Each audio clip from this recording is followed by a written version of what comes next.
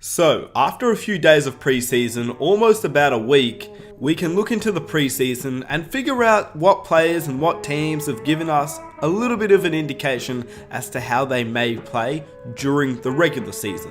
Considering that obviously players like Russell Westbrook haven't really played a whole lot, he's only played the one game, and then obviously players have missed out, their teams aren't 100% what they will be in the regular season, but it's just a slight indication of how they may play. So we're going to look at a few players, look at a few teams, and narrow some things down. Now, before I start with the video, obviously I have been missing for a fair few weeks. I haven't really uploaded as much as I would like, and that's to do with uni work and things I'm just getting done before the NBA season starts. So once the actual season starts, I can start posting a lot more. So, with that said, I'm sorry, I'm going to get them out, trust me, but as of now, I'm just focusing on my study first, and then when the season starts, I will definitely be uploading a lot more. And I understand the views have obviously decreased as the NBA was not existent, and then now it's the preseason, so they'll hopefully pick up a little bit more. Obviously, during the off-season, the views were there, the support was there. I greatly appreciate if you could support the channel by hitting that like button, subscribing if you're new for more NBA content, as I'm going to start uploading more videos since the NBA season is about to kick off. So, if you're ready for that, be sure to hit that subscribe button, push the notification button next to my name, and with that said, let's get on to the video. So far, some of the highlights. Obviously, Zion Williamson already looks like a monster. Obviously, he dominated college, but we weren't really sure how he'd translate to the NBA. It's bigger bodies, they are better players as it's an NBA, and yes, of course, it is just the preseason, and warning now, I'm going to continue to say that. It is just the preseason, but you can still read some things even if it wasn't preseason, because it's so different to, let's say, the summer league. Preseason is still the closest thing that we will get to an NBA season, and of course, things change as the season progresses, players become more fatigued, we have injuries, things like that, but preseason is still a small indication. So, Zion Williamson looks like a monster. He obviously had an amazing game against Chicago last game, dropping 29 points in 3 quarters, and even the game before, he did show some glimpses of what he could be. Lonzo Ball and that Zion connection is really fun to watch. The one question that I have for the Pelicans, and once again, it's just preseason, but I don't know how well they will play and mesh together as a team during the regular season. I don't know whether they'll continue to run the Lonzo Ball, Drew Holiday combination at the 1 and 2 guard. I would presume that they will, but then I would say maybe it would be better if they're trying to compete to have JJ Redick at the 2 and maybe Lonzo off the bench with Drew Holiday starting.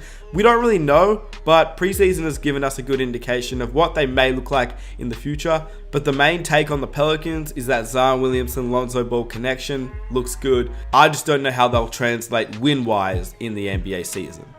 Another key thing we saw was Ben Simmons hitting a 3. Obviously, it's pretty cool to watch, and that changes so much for the 76ers. If Ben Simmons even just attempts 3s, it changes the whole dynamic of how the 76ers will run their offense and how opposition defenders will play them during the season.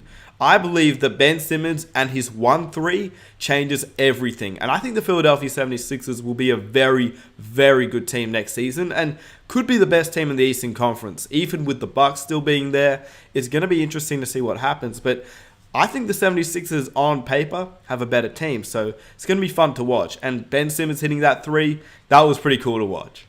Obviously, we're going a little bit further back, but we're looking at the Lakers and Warriors game. Pretty interesting. Obviously, the dynamic between LeBron and AD, as we assumed, is just unstoppable. It will be unstoppable through the regular season. But what I found really interesting was actually the big man dynamic with AD, Dwight, and JaVale McGee. That's going to be really fun to watch throughout the regular season. I believe that Dwight and JaVale will definitely be seen as one player rather than 2 separate players. So what I mean by that is that we will have to judge them as the one player. We're going to tally up their blocks, their rebounds, their points, the defensive parts of their game, and their non-tangibles like the hustle, the loose balls, things like that. I believe that we're not going to judge them as 2 separate players, but more so as one collective dynamic player, if that makes sense. Because I feel like neither of them are really set in their position in terms of how many minutes they'll play and if they will play majority of the games, but I feel like it will be an even split between them, especially after what we saw in that Warriors game. It's going to be pretty fun to watch, especially when you've got players like Rondo and LeBron that are really good facilitators. They will definitely look to feed Dwight and obviously JaVale and Davis, so it's going to be very fun. The New York Knicks, they're bringing back New York basketball in a way. They're trying to be all tough.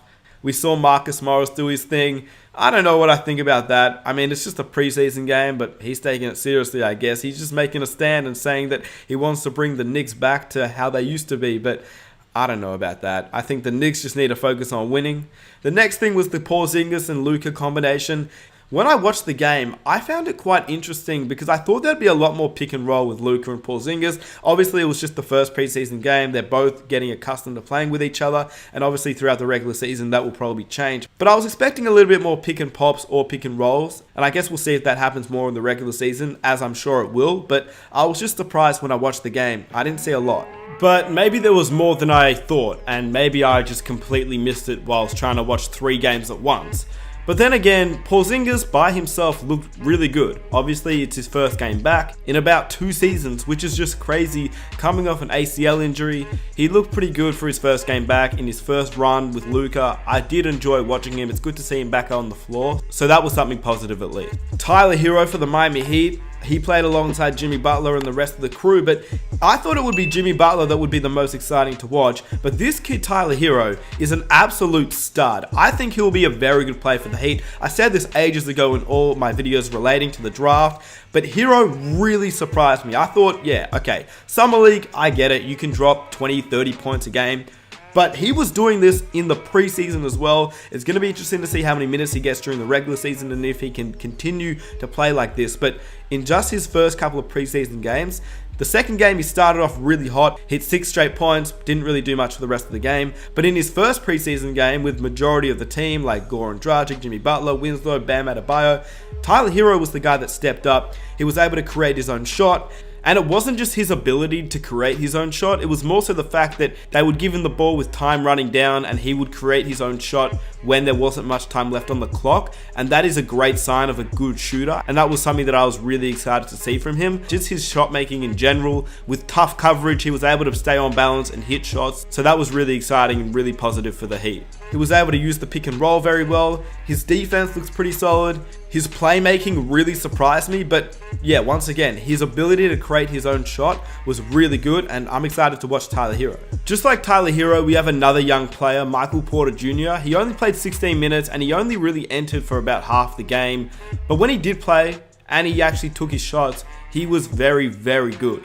He played like a guy that's been in the league for a while, even though this was his first ever game in the NBA, and yes, of course, preseason game, but still a game against NBA players.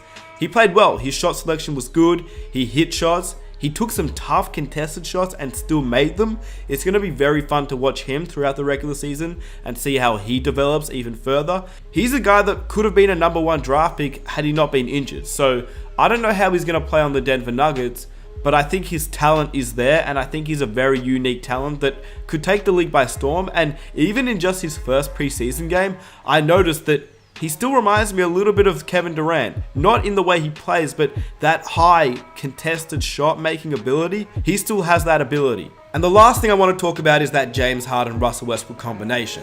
The combination itself, as expected, wasn't really clicking.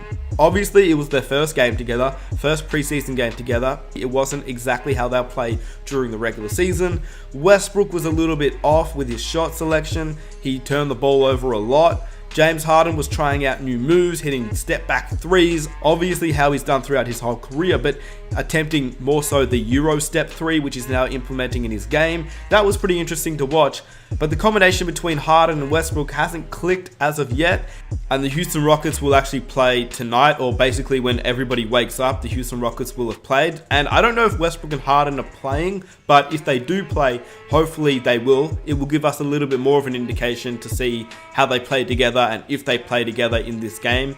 Because the first game together didn't really click for them, so in this next game, we're going to see how they play, and hopefully it's a good sign if you're a Rockets fan and just a fan of the NBA in general. It didn't really look like they were playing as a dynamic duo, and obviously they can make the playoffs with just James Harden alone, but if they want to go any further in the playoffs and want to actually try to make the finals this season, I feel like that Russell Westbrook, James Harden duo needs to click immediately because the Western Conference is so strong. But obviously it was one preseason game. It's going to be interesting to see how they develop even further, but as of now, those were my takes on the preseason so far. Let me know what you guys thought about the preseason so far. If you guys agreed or disagreed with any of this, let me know down below in the comment section. I'd greatly appreciate if you guys could drop a like to support the channel. Follow me on Instagram, hit the notification button so you can watch my next video when I upload it immediately, and subscribe if you're new. With that said, it's been your boy Nick Smith. I'm out. Peace.